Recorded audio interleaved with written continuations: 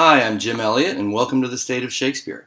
Garrett sends his apologies. He is on a plane right now. He's had to make a last-minute flight, so he's not with us. Today on the program, we have Jim Helsinger. Jim Helsinger has been the artistic director at the Orlando Shakespeare Festival for 23 years. He has directed incredible amounts of Shakespeare there, including The Adventures of Pericles, Henry V, Titus Andronicus, Cymbeline, Macbeth, The Two Gentlemen of Verona, A Midsummer Night's Dream, and many, many, many more. Other directing credits include directing at the Prague Shakespeare Company, the Colorado Shakespeare Festival, Actors Theater of Louisville, Florida Studio Theater, Cape May Stage, Florida Rep and the Actors Playhouse, Flat Rock Playhouse, Pennsylvania Shakespeare Festival. I could go on, but I will talk about his acting credits. He has performed in the title roles of Cyrano de Bergerac, Hamlet, Gross Indecency, Dracula, and Henry V. He holds a BA from Miami University and an MFA from the University of Alabama Professional Actor Training Program. Welcome, Jim. Oh, it's a delight to be here. Yeah, it's great to have you. So we're very excited to talk to you about a new play that you have commissioned at the Orlando Shakespeare Festival, and it is called Gertrude and Claudius. What is Gertrude and Claudius? So Gertrude and Claudius is a prequel to Hamlet, which was written by John Updike in 2000, his last book before he passed away. It was a New York Times bestseller, and I know a number of actors who have used it as background research when doing a production of Hamlet, and our chairman of the board, Rita Lowndes, just loved it and said, this has got to be a play.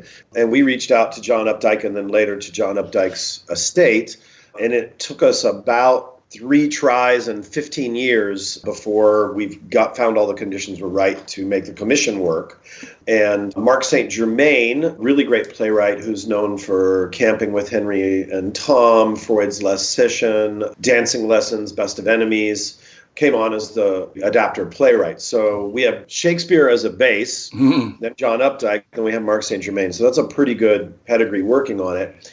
And it really tells the story of Gertrude from when she's 18 up to the beginning of Hamlet. So in the beginning of the book and the play, you meet young Gertrude and her father, who is King Rorik. And then Rorik is concerned with the dynasty moving forward, wants to marry her well, and finds Hamlet, not Prince Hamlet, but his father, Hamlet, and they come to visit, and he comes with his brother, Claudius. So we meet all of them when they're young, and then there's an arranged marriage between Hamlet and Gertrude, and he's a big Viking warrior, a rather shrewd politician, and a dutiful husband, but they're really not in love. And slowly over time, Gertrude and Claudius meet over the years. They write letters back and forth, and they slowly really fall into true romantic love and in this torrid affair that takes place when they're in their 50s. And it's also just really great to see this love affair taking place from 2 older people, not Romeo and Juliet, you know. Right. And Gertrude manages to get Polonius to lend her so that she can go have a retreat and pray, quote unquote, at his lodge, which is a bit of a distance, an afternoon's travel from the castle. He has a little lodge on a lake. And that's where Gertrude and Claudius meet in sort of a fun kind of take on Romeo and Juliet. The very first time she goes with her handmaiden, Herda. And so the nurse. Claudius is outside and she looks out the window and he climbs up the window to get in so no one knows that, he's entered to the front. But he's older and he has trouble climbing up, and then he has trouble fitting through the window and gets inside and basically says, look, if you want to have an affair with me, that's fine, but I'm not coming up that window again. He says walls get higher by the year. I know that feeling. And then he starts coming and going, and in front of Herda, and King Hamlet starts noticing that Gertrude is missing, and slowly he figures out that this affair is going on and confronts Claudius. He's going to banish Claudius. He's going to punish Gertrude, and he's going to kill Polonius. And he says, I got to go off to this meeting with the Polish, which is also mentioned later in Hamlet. But when I'm back, I'm going to come back and do all this to you, Claudius, leaving Claudius about a 3.5 hour window to figure out what he's going to do. And Polonius, who's been hiding behind a tapestry, because that's what Polonius does. The heiress. Behind the arras, exactly. Comes out and says, look, he's going to be talking for 3.5 hours, and then he's going to go sleep in the orchard, and no one will be around him. And I do have a key to get in through a kind of a backdoor stairwell that you can get access to him. And Claudius bites on it. And he's traveled a lot to Byzantium and Greece and Italy and Rome and Venice. And he has poison that he's picked up in Byzantium. And then we hear the whole story of the murder, and he then is elected king immediately afterwards. He marries Gertrude, and at the end of the play, it seems to him like it's going to be a pretty happy ending. In fact, the last scene is the court scene from Hamlet, where we hear, a little more than kin and less than kind. Right. That first thing when he's asking Hamlet to stay in Denmark. And he turns to the audience and says, all will be well. I got away with it. And you think, well, no, actually, I don't think you're going to get away with it. Right. There's a lot of bad things about to happen in Hamlet. Right. So dramatically for us in the play version, he is turning to the audience saying, all will be well. Gertrude is in the chapel, and this is also in the book, and she feels like King Hamlet is around. Like she hears him, she feels his presence, and she thinks it's really weird and strange. And you're like, well, because he's a ghost, and he really is there. Right. And then in the third, it's kind of a triple scene all happening at one time. The ghost is appearing to Hamlet, telling him that Claudius murdered him. And that's where it stops right there with, I got away with it. And you're like, well, actually, you didn't. You didn't. And then we go directly into Hamlet. We're doing both plays in repertory together with the same cast, playing the same parts. So you'll get to meet Hamlet when he's young. You'll get to meet Polonius when he's much younger. You'll meet Gertrude when she's only 18, and then all the way up to Hamlet. And some cameos. Yorick the jester is in it. So it's just a really fun prequel to then do a production of Hamlet from. And twice, if you want to come on a Saturday afternoon, you can see Gertrude and Claudius, go to dinner, and then come back and see Hamlet that night. Well, that's a good day of theater. It's pretty true to the plot. Some things are, of course, when you dramatize, you have to conflate events and put them together because we don't have 20 hours to read a book. We have 2 hours to play. Right. And one thing you might find interesting was in the book, which it takes place in 3 parts. Young, when they're in their teens, early 20s, when they're in their 30s, 40s, and when they're in 50s. And Updike took the names from the legend for part 1. So Claudius's name is Feng, and Gertrude's name is Gerutha. And then in part 2, they changed to the Saxo Grammaticus story. So then Polonius is named Carambus. And then in part 3, they have the names from Shakespeare itself. And in fact, in the first quarto of Shakespeare, Polonius is called Carambus. So the names change in the book. It's kind of cool. Yeah. Claudius goes from being called Feng to eventually taking the Latin name Claudius. Carambus changes. She's Gerutha and then becomes Gertrude. And originally we were thinking about doing that, and we just found it was too confusing to an audience in a play to have that sense of the names changed. What happened? That we would just stick with Shakespeare's names. Then we did the first reading of it at Playfest, our new play festival last year. And at the very beginning of the play, young Hamlet shows up to woo her. And most of the audience is going, why is Prince Hamlet wooing his own mother? Right. And what we really realized was the name Hamlet is so ingrained in an audience as being Prince Hamlet, even though if they've seen, it's the most famous play known, his father is the king, and most people know his father's name is also Hamlet. But it just didn't work. So we pulled the name Amleth, which is one of the previous names of Hamlet from the Saxo Grammaticus, to designate the king versus the son, and that has worked. I'm fascinated. I have lots of questions. First of all, it sounds like there might be a little bit of comedy in Gertrude and Claudius. There is. It's not a comedy by any means, but in Hamlet, we meet a ghost at the beginning of the play, and there's a murder right away. It's a horror piece, right. Gertrude and Claudius is a romance, and we're meeting a young girl, and she's dealing with her father who wants her to marry a young guy, and Amleth gets drunk on their wedding night, and just as she disrobes to say, "Husband, I'm ready for you," he snores and he's fallen asleep, and she never forgets it. So, there's interesting comedy along the way, but it's really much more of a story of the life of Gertrude. Another interesting thing in it is viewing Hamlet from someone else's point of view. We view Hamlet from Hamlet's point of view, and we love him. He's great. For Gertrude, he's a pain. He's a teenager. He's sarcastic about everything. He doesn't listen. He's an unruly child. So it's interesting. She feels distant from him. She doesn't feel connected to him. And she feels he's a bit rude and mean to her. He bonds later to his father, which we also hear in Hamlet, but not very well to Claudius, who he doesn't like. So it's all just kind of setting it up. And yeah, there's nice comic relief along the way. The other question I have is about Polonius becomes massively complicit in the whole plot. He does. And that is, if you did Gertrude and Claudius with Hamlet, nothing in the play dictates the way that you have to do Hamlet, except for Polonius, which John Updike made complicit. Now, he does not tell Gertrude that she can have an affair at his lodge. She comes to him and says, you have this lodge, and I'd really like to pray more and spend some time alone. And he's like very dubious on it, but agrees that if she'll help him dealing with Amleth, who thinks that Polonius is old and is about to fire him, that he'll do it, a little tit for tat. But he knows they're having an affair there. He just kind of chooses not to know. Right. And then he doesn't tell Claudius to kill Amleth, but he does say he will be alone asleep in the orchard and there'll be nobody there. Here's a key. Right. So, yeah, we will be beginning Hamlet with a complicit Polonius.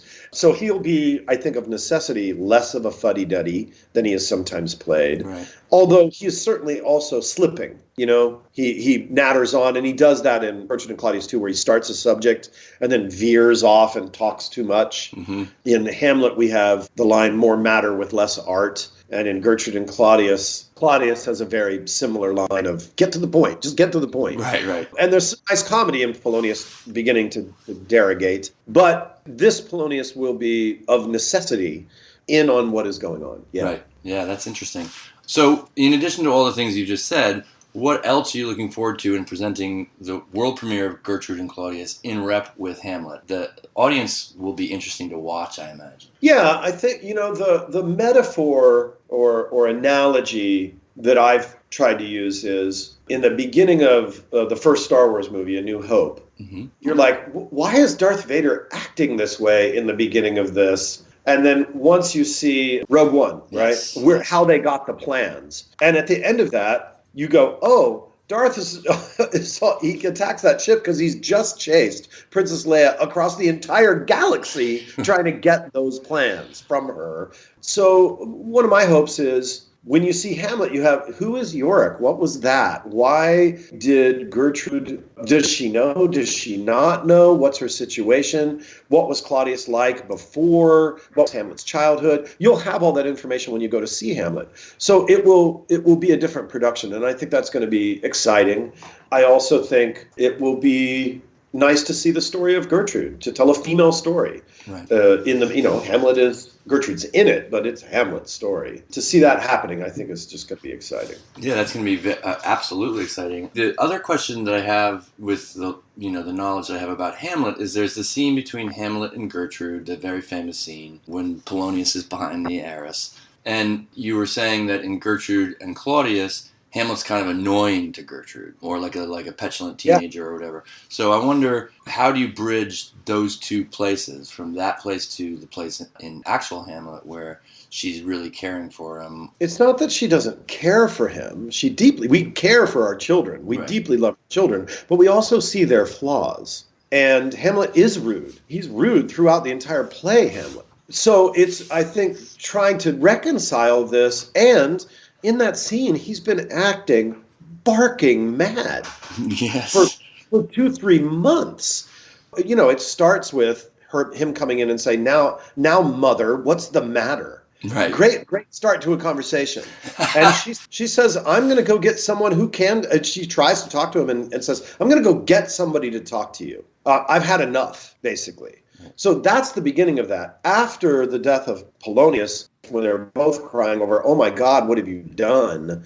That's where that family bond comes together, and he's reminding her of Hamlet versus Claudius. And there's an interesting point in there where he says, if you do nothing else, don't tell Claudius that I'm in fact not mad, but mad only in craft. And she says, if words be made of breath and breath of life, I have no life to breathe what thou hast said to me. And Hamlet drags the body off. And then Claudius comes in and says, how is Hamlet? And she says, mad as the sea and wind. So is she lying for Hamlet? Or is she telling the truth? Because when she's saying, I'm not going to tell him that you're not mad, because I think you are mad. Right. You're actually mad. That's never resolved. We don't really know the answer to that. We know she loves her son, but can she truly justify his murder of Polonius? And remember, she doesn't know that Claudius killed Hamlet's father, and she doesn't in the play, and she doesn't in Gertrude and Claudius. It's very convenient for her that the guy she's having an affair with, she gets to marry because her husband is, bitten by a serpent. But she has a lot of remorse about it, as we say in Hamlet. Hamlet says, she followed my poor father's body like Niobe, all tears, yet within a month she married. So there is something weird about that. Oh, absolutely. So it's just trying to find, well, what's the ground under which that took place? And the ghost has said that she was having an affair, that he wooed her with gifts. He wooed her with gifts, which he does in Gertrude and Claudius, and was having an affair when he killed Hamlet's father. Right. So all those things get told. So I don't think that scene will be different. I mean, it'll be what it is, but I feel like Gertrude and Claudius puts you in a place where that scene could go in a number of different ways. Right. Polonius, on the other hand, has to know there's kind of no way to avoid his knowing what's going on. And that'll just be interesting and when you think about it, he's helping Claudius through the whole play, right? They hide and put Ophelia out. He tries to figure out what it is. Then he hides in the bedroom. He's kind of loves to hide behind in there. Yeah, he's a sneaky little devil. This is another little, I guess, Easter egg is Gertrude is working on the arras as she sews the whole thing during the course of Gertrude and Claudius. Oh, yeah. That's sort of like the Bayeux tapestry that then he's stabbed behind. So we've watched that whole thing get made during Gertrude and Claudius, which I think is kind of fun. Yeah, that is very fun. And it sounds like Gertrude and Claudius, in addition to being an interesting play on its own, lends depth to your viewing of Hamlet, lends a lot more, history and weight, and you start to understand things. And it was not written by Mark to be only done with Hamlet. It's its own standalone play. And in fact, I don't even think you would have to know Hamlet well to enjoy Gertrude and Claudius without even seeing it. I mean, it's pretty hard, I think, to be a Western speaker and not know that basically Hamlet is a play and it's a young prince who finds out that there's an affair and dies in the end killing Claudius. I mean, we know that even if we've never seen Hamlet. Right, because we've seen Lion King. We've seen Lion King, right. And that's really so that the end has that stinger of everything is going to work out. And you're going, well, no, actually not. Yeah. And in this you might find interesting. The play version of Gertrude and Claudius can be performed with a cast of 7. It's not a huge play, so it can be performed in a small space. You don't have to have a giant cast. We're filling that whole cast out because we're putting it in rep with Hamlet. Right. So you will see Marcellus and Bernardo, the guards, and Francisco, and other people that are just in and around the castle, Right. But it doesn't have to be done that way. I will say this, given that State of Shakespeare is also actor-oriented, this is a big, big day for actors when they do these both. As actors, we have a hope that we're going to get a chance to be in Hamlet, if not play Hamlet. And so, you get to be in a world premiere. You get to play Gertrude for the first time ever in a brand new play, and then play Gertrude again in the play Hamlet. So that's pretty exciting. Yeah. So now tell me when it premieres and all about how I can get tickets and all that kind of stuff. Sure. So both plays will come out in the beginning of next year, and they'll run basically February and March together. And you can go on our website, which is orlandoshakes.org, and get the entire schedule. Just click up and see Hamlet. And then if you are interested in coming in and seeing both, if somebody's from out of town, two things I would give you is look for the Saturday where we're doing the double show, and you can see that in the schedule. And then also, if you're coming from out of town, go to our places to stay bullet, or things to do and places to stay. We have a deal with the Comfort Inn, which is right next door, and there's a discount if you just use the code word SHAKE, and you get a discount. And they're walking distance. They're right around the corner from us. Oh, that's great. I think we will probably end up doing some kind of special dinner in between those two Saturdays. Mm-hmm. That's catered from someplace else. You can get that's not set up yet. Mm-hmm. And then you get a chance to see something, sit with other people that saw it, talk about Gertrude and Claudius, and then come see Hamlet later that night. Yeah, it's a great day of theater. I mean, it's fantastic. We'll be doing it again, not Gertrude and Claudius, but also this year, the play that follows Hamlet is Richard II, mm-hmm. which is the beginning of the 100 Years' War in Shakespeare's history cycle from Richard II, Henry IV, Part 1, Part 2, Henry V, Henry VI, 1, 2, 3, Richard III. And we will follow that up in the next 2 years. So this year you can see Gertrude and Claudius and Hamlet. Then next year we'll be doing Henry IV, Part 1 and Part 2, and a concert version of Henry V.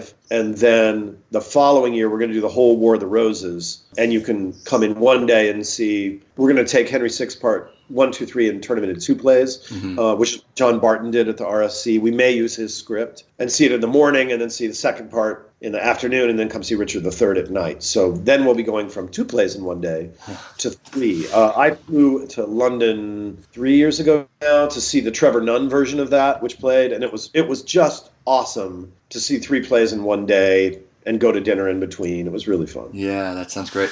Well, thank you so much for joining us and talking about the upcoming Gertrude and Claudius, and we look forward to seeing it and hearing all about how it does. You bet. Talk to you later. All right, Jim. I'm Jim Elliott, and thank you for listening to The State of Shakespeare.